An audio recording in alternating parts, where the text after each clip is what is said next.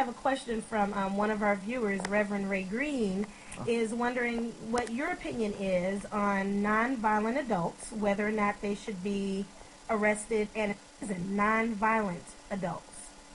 Well, my opinion with the nonviolent adults is, unfortunately, we do have some people that are incarcerated for long periods of time on nonviolent offenses. Mm-hmm. I don't believe that somebody that's in there for a nonviolent crime should be in there for longer than somebody that's in there for, murder, multiple murders. Right. They have victims. Sure. This person doesn't necessarily have a victim. Sure. I understand the other side of it is where society is saying that, well, even though this person didn't create any victims directly, what they may be doing may create victims. Mm-hmm. At the same time, this person didn't go out and stab somebody. This person didn't go out and chop somebody up and put them in all different kinds of,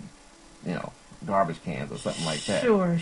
To me, that's my personal opinion, that person should not be in there longer than that person. Right. And I think, now that's really getting into a question that deals with the system and differences in states, and that's a whole nother that's another show, Reverend Green. We actually are gonna discuss that. I'm trying to get in touch with some of the director of the Department of Corrections and some other, deputy directors to bring them on to talk about that very thing, because we live here in Iowa, and Iowa is the state who is the number one in the incarceration of African American men. Yes, we are, unfortunately. Yes, we are, and so and we only make up 2% of the state's population. But about maybe 60 to 70% of the prison population. Of the prison population, I try to warn individuals when they come in.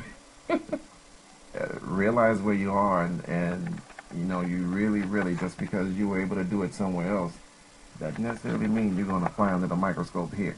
Exactly. And Reverend Ray Green's saying thanks, and he's telling us to watch Green Central Station, because I believe that is going to be a topic, or that's a topic that they discuss on there.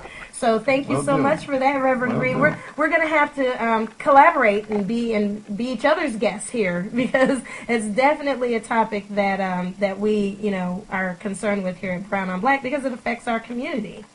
And so, another that also brings to mind another interesting fact, because you do have nonviolent offenders for things like marijuana charges in with serious and violent offenders. True. They're all together. Exactly. And so how does the effect, it's not necessarily a kind environment on the inside, right? Of course it is. No. All the time. It's nice.